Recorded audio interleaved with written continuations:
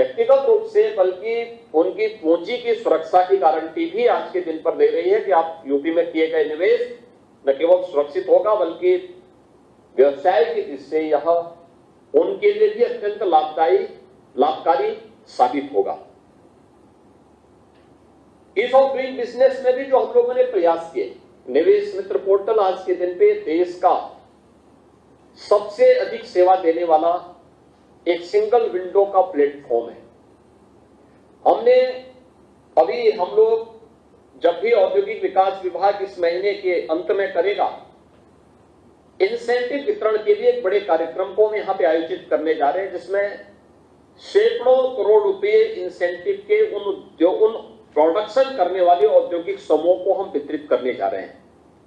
लेकिन हमें आज भी इस दिशा में और भी बेहतरीन प्रयास करने चाहिए।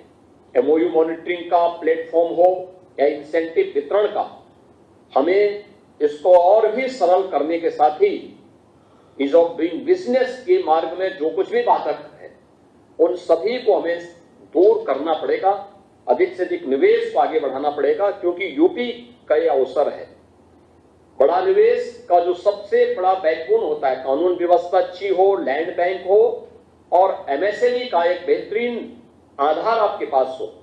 और देश के अंदर उत्तर प्रदेश अकेले ऐसे राज्यों में जिसमें सब कुछ आपको सस्ता मैन पावर भी मिलेगा, प्रदेश के अंदर बेहतरीन वर्क फोर्स भी आपको मिलेगी, एमएसएमई का बेहतरीन बेस भी आपको प्राप्त होगा, लैंड बैंक भी हमारे पास यहां मौजूद है, और साथ साथ हम लोगों ने इस ऑफ डूइंग बिजनेस के लिए जो रिफॉर्म होने चाहिए थे वह भी यूपी के अंदर किया है।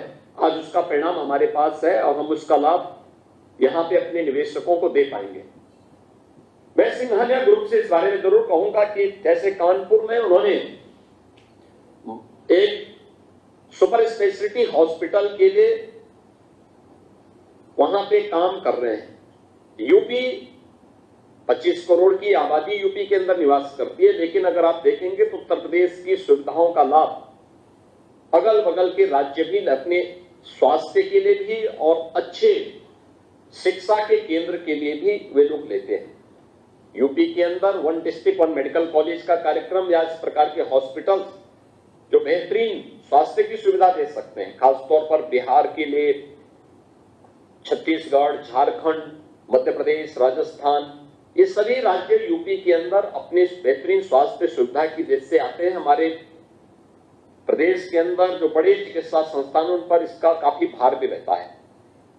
बीएचयू है, एससीपीजीआई है, केजीएमयू है या अन्य हमारे जो मेडिकल कॉलेजेस हैं, एक अवसर है इस फील्ड में भी हमें संभावना देखनी चाहिए। प्राइवेट यूनिवर्सिटी के लिए हमारे अपने एक्ट है और हमने इस एक्ट के अंतर्गत उसमें और भी फ्रीडम दी है, या इस फील्ड में विदेशी विश्वविद्यालयों के कैंपस को खोलने के लिए भी निजी निवेश उसमें आमंत्रित आप कर सकते हैं। इस दिशा में भी प्रयास कुछ हो सकता है।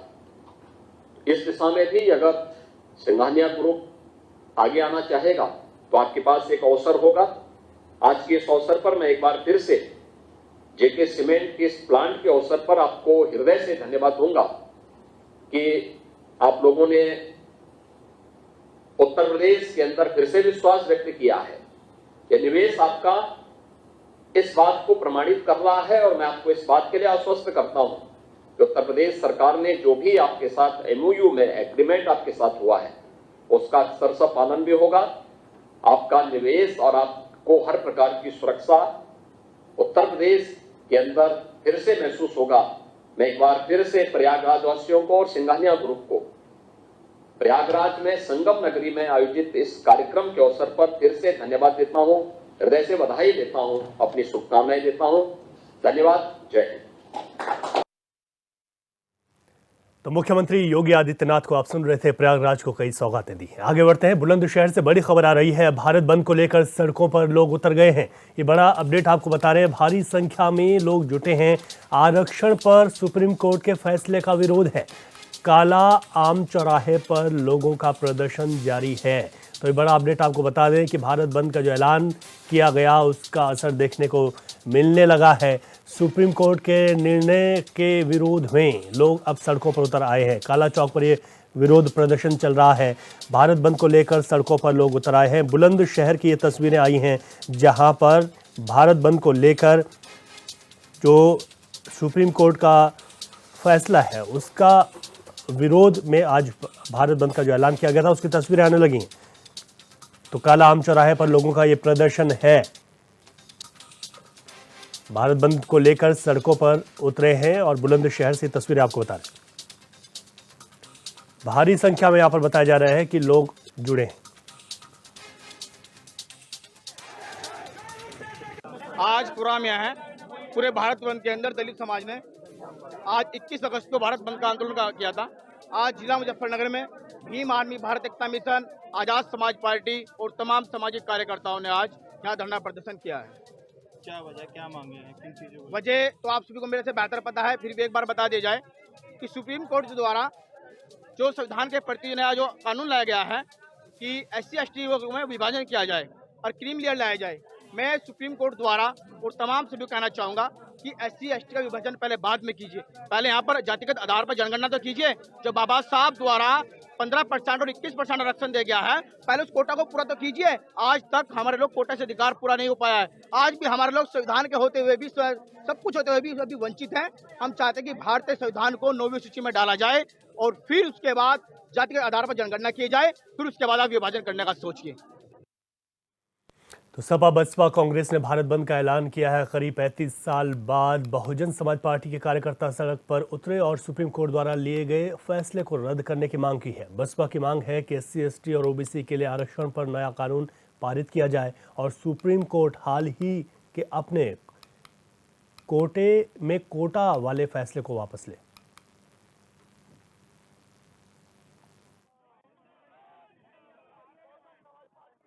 गले में हांडी और फिर झाड़ू होती थी, इसे बाबा हमने बड़ी स्नेह कराया है।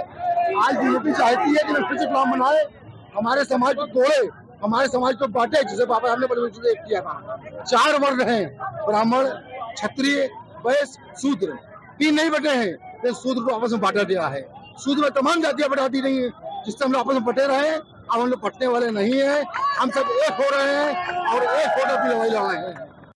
ने आज भारत बंद आह्वान किया है। SC/ST विभाग को लेकर SC/ST में किस तरह से क्रीमी लेयर पे जो सुप्रीम कोर्ट का फैसला है उसी के बाद में हम दिखाना चाहेंगे। लखनऊ के हजरतगंज में देखिए अम्बेडकर की मूर्ति पे प्रदर्शन चल रहा है। सैकड़ों की तादाद में बसपा नेता यहाँ नेत्री मौजूद है और हम लोगों से बात करने की कोशिश करेंगे। मैम, आज प्रदर्शन किन चीजों को लेकर आप प्रदर्शन करेंगे? जय भीम, नमो बुद्धाय। मैं विजयलक्ष्मी गौतम, लेफ्ट कमांडर, भारतीय जनता संगठन लक्ष्य। आरक्षण में जो क्रीमी लेयर घोषित किया गया है उसके विरुद्ध में हमारा भारतीय जनता संगठन और बहुजन समाज के सभी सामाजिक संगठन आज यहाँ पर बाबा साहब की प्रतिमा पर हजरतगंज में एकत्रित है। ये हमारा शांतिपूर्ण प्रदर्शन है, संवैधानिक रूप से प्रदर्शन किया जा रहा है और हम संवैधानिक रूप से अपने हक और अधिकार देने की मांग कर रहे हैं। देखिए यहाँ महिलाएं जो थी अभी और कुछ लोगों से बात करेंगे कि देखिए जिस तरह से प्रदर्शन हो रहा है, सैकड़ों की तादाद में महिलाएं इकट्ठा है। मैम, आप प्रदर्शन क्यों कर रही हैं?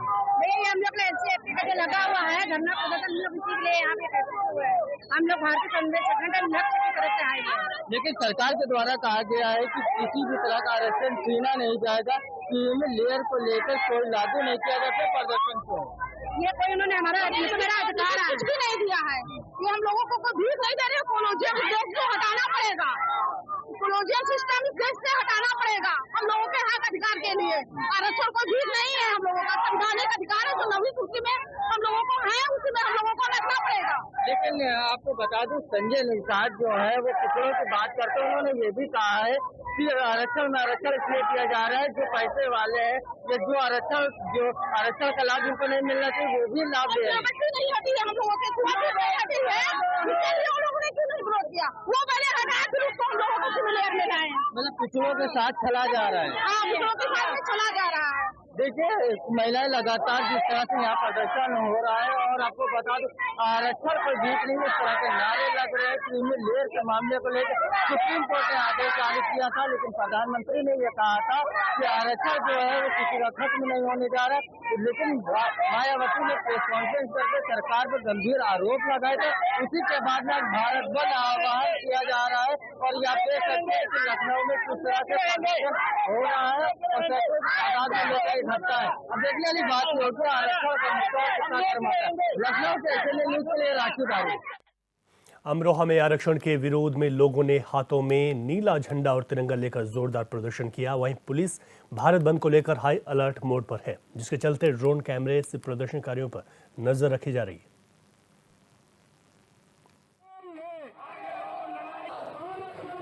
ये सरकार की नीयत ठीक नहीं है।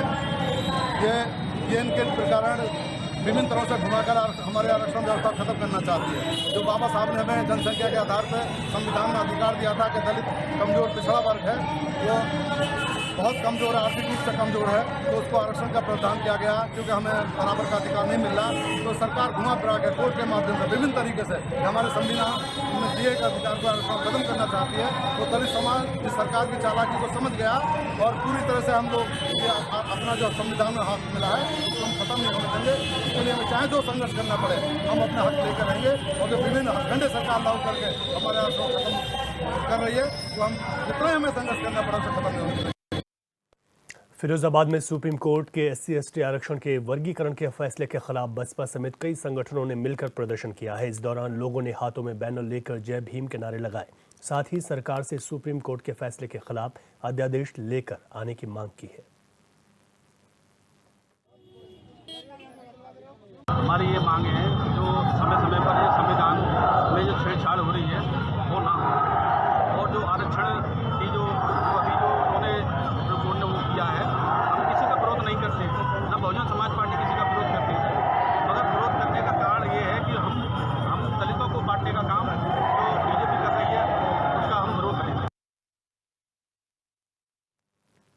गोरखपुर में बिजली की कटौती से जूझ रहे लोगों के लिए राहत भरी खबर है। अब अंडरग्राउंड केबल फॉल्ट होने पर उसका तुरंत ही पता लगाकर उसे दुरुस्त कर दिया जाएगा। बता दें कि बिजली निगम को मिले 1 करोड़ रुपए की फॉल्ट लोकेटर मशीन के जरिए ही ये संभव हो पाया है। दरअसल शहरी क्षेत्र में ही करीब 1000 किलोमीटर अंडरग्राउंड केबल का जाल बिछा है। अंडरग्राउंड केबल में फॉल्ट के बाद इसे तलाशने में घंटों लग जाते हैं, जिसकी वजह से लोगों को काफ़ी परेशानी का सामना करना पड़ता है। लेकिन अब इस मशीन के जरिए फॉल्ट तुरंत ढूंढ लिया जाएगा।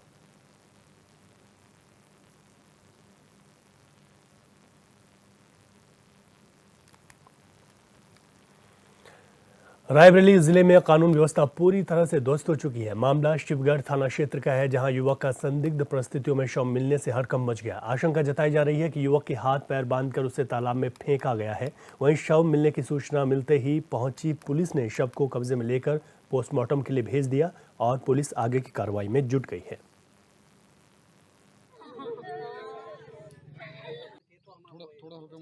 घटना हुई साहब, हमारे जो है भतीजे को श्यामू सिंह ने पकड़ के ले गए और उसको मार दिया। उसको जो है पेशाब की जगह काट दी और उसके शरीर के जो कपड़ा उतार करके उसको लाश को छिया दिया कर दिया और उसको ताल में फेंक दिया। रायबरेली ज़िले के हमारे खेत के पास एक तालाब है, नहर के दक्षिण में, उसी में मतलब श्यामू सिंह ने मार के उसको फेंक दिया।